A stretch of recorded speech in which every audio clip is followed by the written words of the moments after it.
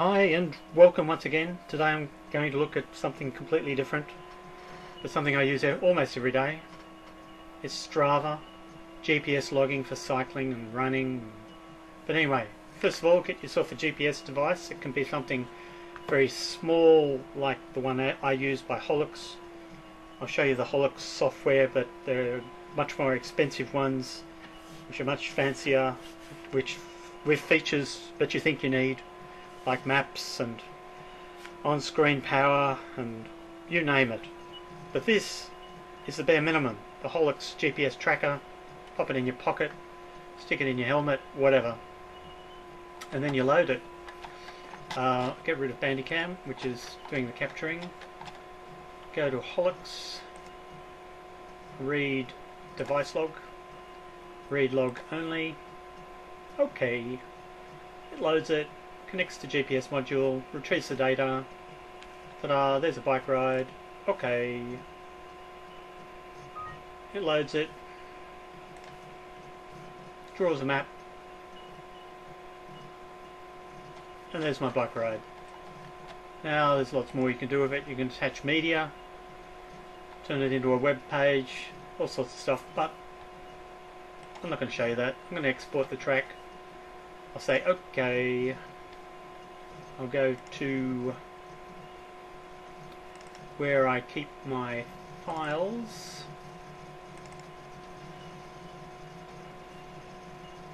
and eventually my computer will agree with me,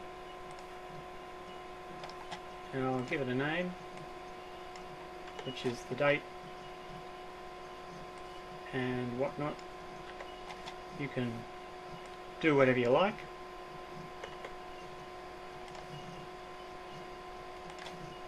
That's actually not what I wanted to do. I didn't want to simplify. Do I want to simplify? No. If you simplify the data, it's all quicker, easier to upload, but you miss some finer detail. And when you're wanting to derive power from your data, that's not the way to go. You want fine detail. You don't want less detail. So anyway, you've done that, you've exported. You go to your browser and you go to Strava, strava.com, and you load that and you click on upload activity, and I'll just get it onto the screen. Upload activity. Eventually, as I say, you can use a Garmin, but I'm not. I'm just using a really simple GPS tracker, and that'll work as well. And this nice little file browser comes up. Grab the file that you just created, open it, it loads it. You get a progress line. You get to twiddle your thumbs. You go off and do something else. Processes, blah blah blah. It analyzes it. And basically in the background, it's looking for the segments you've created. It's looking for hills, changes in altitude. When it's done all that, it presents you with a bit of information you can edit. And give it a name.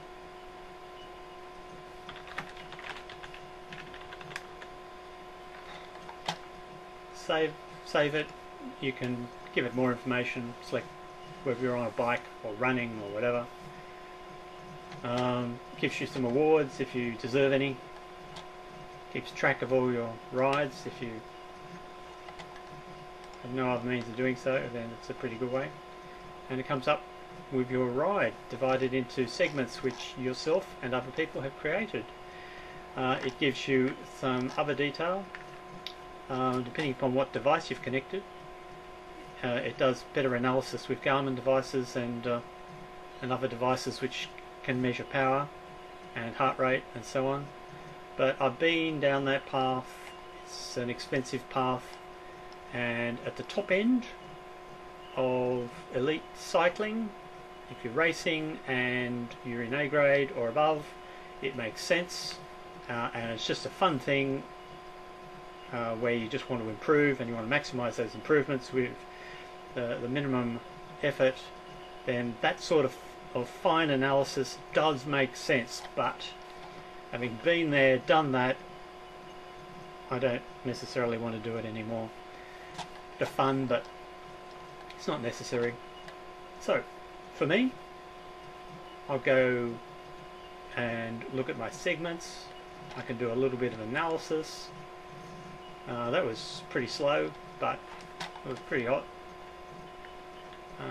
Gives you a nice little rundown anyway of estimated power, a basic sort of analysis based on simple mathematics really, about your weight which you plug in and weight of your bike, and it makes some assumptions about aerodynamics, misses out on things like drafting and wind direction and wind strength, but when you reach a hill, a lot of that's cancelled out anyway, and it's fairly accurate. I've actually compared it with a power meter, and it's pretty close most of the time, but those obvious issues when you are drafting or other areas where aerodynamics are compromised in some way, they're not just average.